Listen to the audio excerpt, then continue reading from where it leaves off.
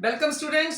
तो हमने previous class में इंट्रोडक्शन करी थी साइन कॉस और टेन की, और मैंने आपको एक चीज बताई थी कि हर एक राइट एंगल में दो एक्यूट एंगल होते हैं। तो कोई भी राइट एंगल है उसमें हाइपोटेन्यूज हमेशा फिक्स रहता है। जो 90 डिग्री के अपोजिट साइड होती है उसको हम हाइपोटेन्यूज कहते हैं, और वो हमेशा फिक्स रहता है, वो चेंज नहीं होता।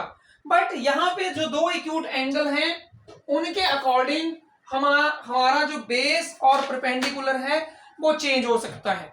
तो मैंने उस दिन आपको प्रीवियस क्लास में मैंने एंगल ए यहाँ पे था, तो मैंने बताया था कि जो भी एंगल यूज होगा उसके साथ वाली जो साइड होगी, एक साइड तो हमेशा एक्यूट एंगल के साथ हाइपोटेन्यूज जा रही होगी, दूसरी साइड के ऊपर देखना है हमने कि कौन सी साइड को बेस लेना है और कौन सी साइड को परपेंडिकुलर लेना है। तो देखिए, सबसे आज हम सीखने वाले हैं साइन सी।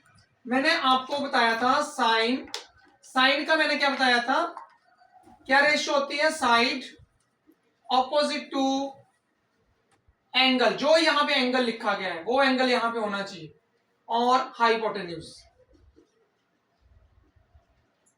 तो ऑपोजिट, जो याद रखिएगा किस एंगल पे बात हो रही है, इस एंगल पे बात हो रही है सी के ऊपर। तो मैंने बोला था कि जिस एंगल पे बात होगी उस वाली साइड को आपने क्या मानना है, बेस, और जो उसके अपोजिट साइड होगी उसको क्या मानना है आपने, परपेंडिकुलर। ये बेस हो गया और ये परपेंडिकुलर हो गया। सिंपल सी बात रखनी है आपने याद। Side opposite to angle C, तो एंगल सी के अपोजिट कौन सी साइड है, ए बी, और हाइपोटेन्यूज क्या है, हाइपोटेन्यूज हमारा ए सी। तो ये बन गया हमारे पास P अपॉन H। अब हम ऑलरेडी ये चीज सीख चुके हैं पीछे, ये मैंने फर्स्ट आपको साइन का बताया। मैं आपको बता चुका हूं कि जो साइन कॉस या टेन को याद रखना है, तो उसको याद रखने का तरीका क्या है हमारा, ये लिखा मैंने साइन कॉस टेन। अब क्या क्या क्या बताया था मैंने आपको, पंडित बद्री प्रसाद हर हर बोले सोना चांदी तोले। मींस जो साइन है वो क्या होता है हमारा P अपॉन H। सिंपल सी बात, साइन क्या होता है हमारा P अपॉन H, और कॉस क्या होता है हमारा B अपॉन H, और टेन क्या होता है हमारा P अपॉन B। अब जिस भी एंगल पे बात होगी, यहां पे मैंने थोड़ा सा एक्सप्लेन किया है फर्स्ट पॉइंट, जिस भी एंगल पे यहां पे बात होगी, जैसे C एक्यूट एंगल है हमारा, तो उसके साथ वाली साइड को आपने बेस मानना है, और उसके अपोजिट जो साइड है एंगल के वो परपेंडिकुलर रहेगी, और ये हमारा हाइपोटेन्यूज रहेगा। तो अब आप सिंपली अगर आप आइडेंटिफाई कर चुके हैं कि कौन सा बेस है कौन सा परपेंडिकुलर है, तो आप डायरेक्टली जो है रेशियोज लिख सकते हैं, साइन सी कॉस सी। तो कॉस की वैल्यू होती है बेस अपॉन एच। तो ये अब बेस है, तो बेस कौन सी साइड है हमारे पास, BC, और हाइपोटेन्यूज कौन सा है हमारे पास, AB। इस तरह हम लिखेंगे tan C। तो tan की वैल्यू क्या होती है, परपेंडिकुलर ओवर बेस। अब परपेंडिकुलर कौन सा है, हमने आइडेंटिफाई कर लिया कि कौन सी साइड है परपेंडिकुलर, AB, और बेस क्या है हमारे पास, BC।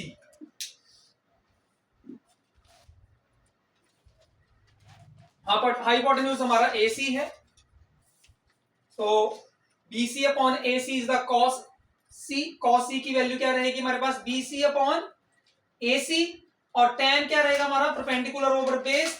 तो परपेंडिकुलर कौन सी साइड है हमारी, AB, और बेस कौन सा है हमारा, BC।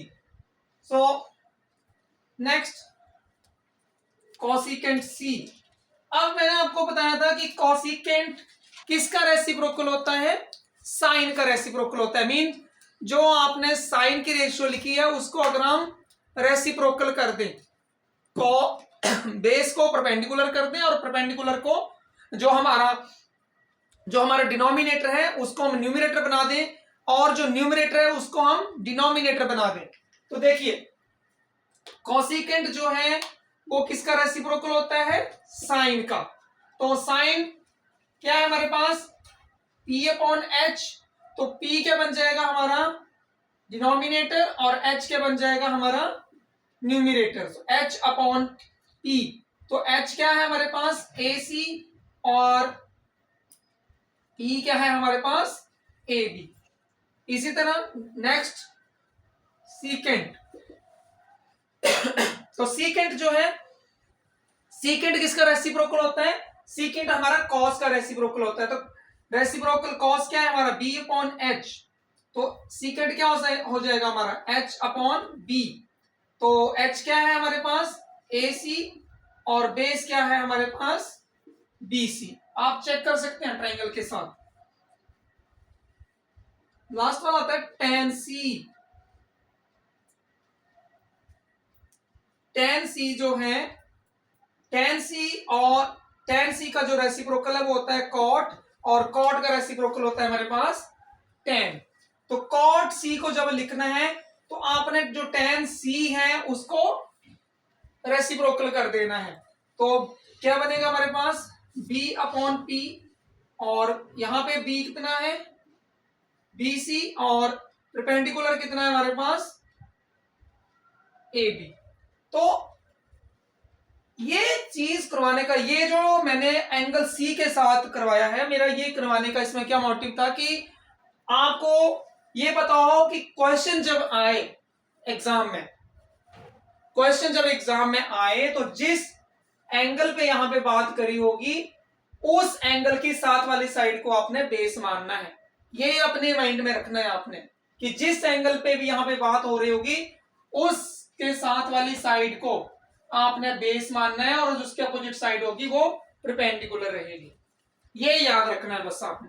जो भी यहाँ पे जिस भी एंगल पे बात हो रही होगी, एक्यूट एंगल्स पे भी बात होगी। हर एक राइट एंगल में दो एक्यूट एंगल होते हैं, और एक्यूट एंगल के ऊपर ही यहाँ पे क्वेश्चन पूछा जाएगा। बट ये याद रखना कि जिस एक्यूट एंगल पे क्वेश्चन पूछा जा रहा है उसके साथ वाली साइड आपकी जो है वो बेस रहेगी। अगर ए पे होगा एक्यूट एंगल, ए के साथ क्वेश्चन आया होगा तो ये वाली साइड बेस होगी। अगर इस एंगल पे आया होगा तो ये वाली साइड बेस होगी। बस यहां से ऐसे आइडेंटिफाई कर लेना है आपने, फिर आप इजिली जो है सॉल्व कर सकते हैं क्वेश्चंस को। तो आई होप आपको ये समझ आया होगा। मैंने एक तरह से जो है रिपीटेशन ही किया, रिपीट ही किया है थोड़ा सा और एक्स्ट्रा इसके बारे में बताने के लिए।